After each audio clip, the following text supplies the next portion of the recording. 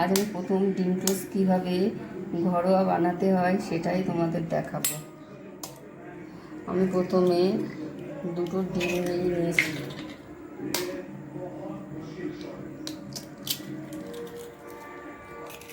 এবার এতে একটু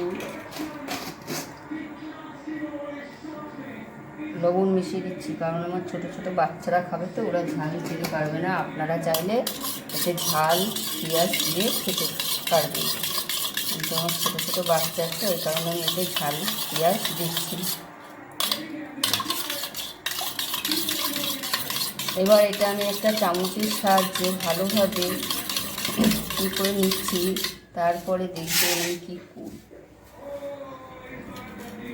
এদিকে কড়াতে আমি তেল দিয়েছি, তেলটা আমার ভালোভাবে গরম হয়ে গেছে।